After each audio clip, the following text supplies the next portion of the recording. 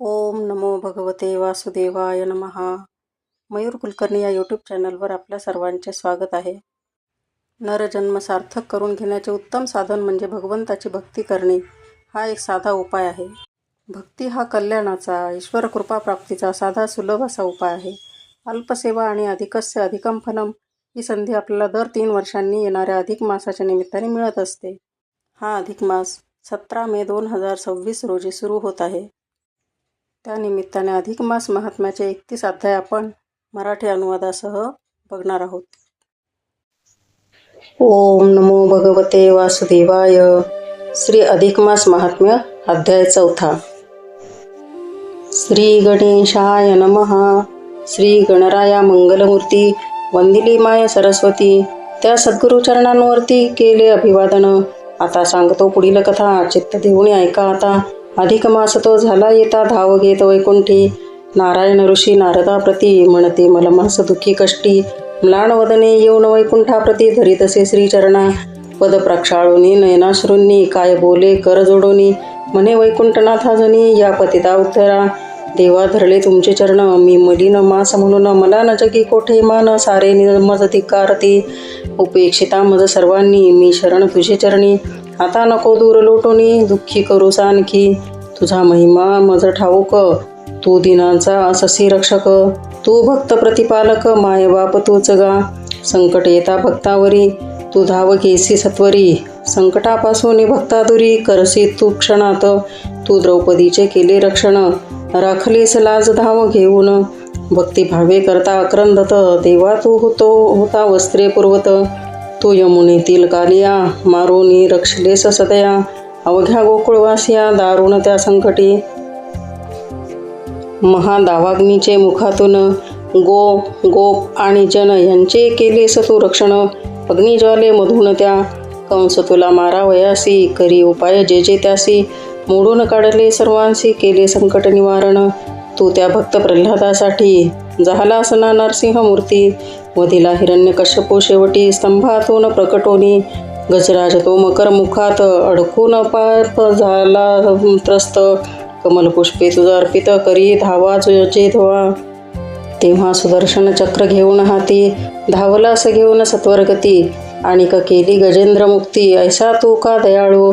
म्हणून आलो तुझला शरण करी माझे दुःख निवारण.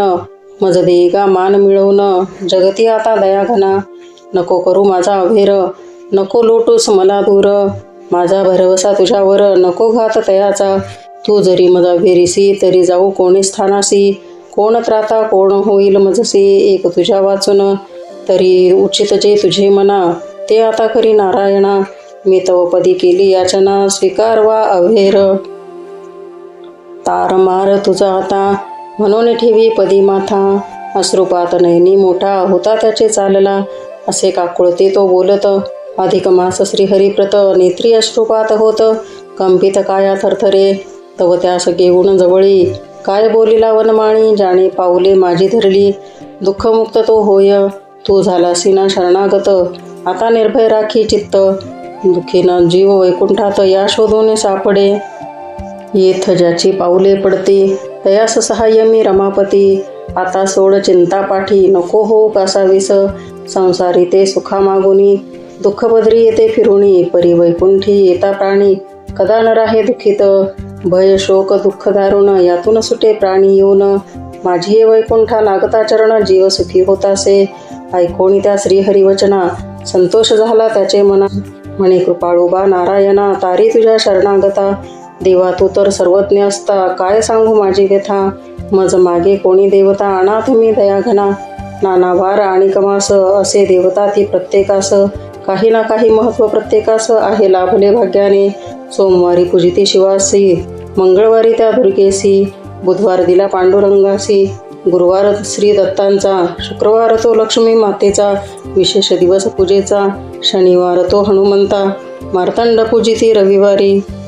प्रत्येक दिवसास आहे महत्त्व प्रत्येकास देवनाव. परिमजला ना कोणी देव ना ठाव जन लोकांत.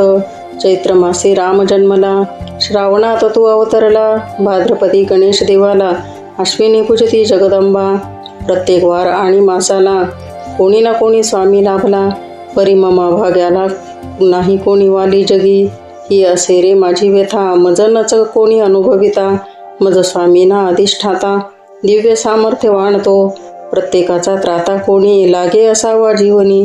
तरीच त्याचे उद्धारणी होत असे भाग्याने, ते भाग्य न माझे माथी मी कलंकित दूर लोटती. माझी न गणना कोणी करती कोणत्याही कार्यास, मजला सर्व कर्मातुनी टाकला आहे वेगळा करुणी. पतित मलिन मी म्हणून निषिद्ध सर्व कार्यास, नको वाटते हे लाजीरवाणे आता ऐसे हे जगणे. तूच तुझ्या रे हाताने संपवी मज कैवार्या, जरी ये तुझ्या पायातळी मज मृत्यू आला जरी. माझे उद्धरण श्री होणार म्हणी विश्वास, आता तारी अथवा मारी मी शरणात तू ते हरी. हरी चिंता माझी निवारी कृपावंत होऊन या. मी सांगितली माझी व्यथा आता उचित जे तुझी चित्ता, ते तू करी बाळंता अन्य मागणे नाही काही. ऐसे निर्वाणीचे वचन बोलून पडे कोसळून, पडला पदी म्लान होऊन मलमास हरी सन्मुख. तयाची पाहून विकलावस्था दया उपजली वैकुंठनाथा, तो काय करील ते पुढता कळेल म्हणे श्रीहरी. उत्कंठा लावून पांडवा मनी घे विसावा चक्रपाणी, परी पांडव अधीर म्हणी ऐका या पुढील वृत्तांत. आता पुढे वैकुंठनाथ कैसे शांतविल त्याचे चित्त, ते 5व्या अध्यायात साध्यंत आपण ऐकूया. हा बृहन नारदीय पुराणीचा 4था अध्याय मलमास विज्ञापनाचा पूर्ण झाला. अधिक महात्म्याचा असे पुराण संमत, अरुण विनवनी करी खास स्वीकारा प्राकृत रचनेस. 4था अध्याय हरिचरणास प्रेम भावे समर्पितो. ओम नमो भगवते वासुदेवाय.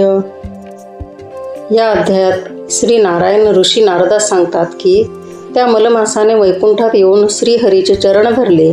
डोळ्यात पाणी आणून तो म्हणाला, हे वैकुंठनाथा, मी तुला शरण आलो आहे, तू माझा उद्धार कर, मला तुझ्या चरणी आसरा दे.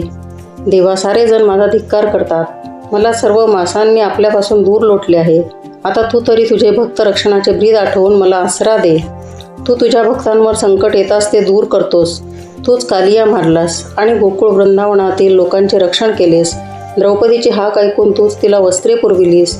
महद्वाग्नीच्या मुखातून तूच त्या गोप आणि नगरजनवासियांचे रक्षण केलेस. भक्त प्रल्हादासाठी खांबातून प्रकट झालास.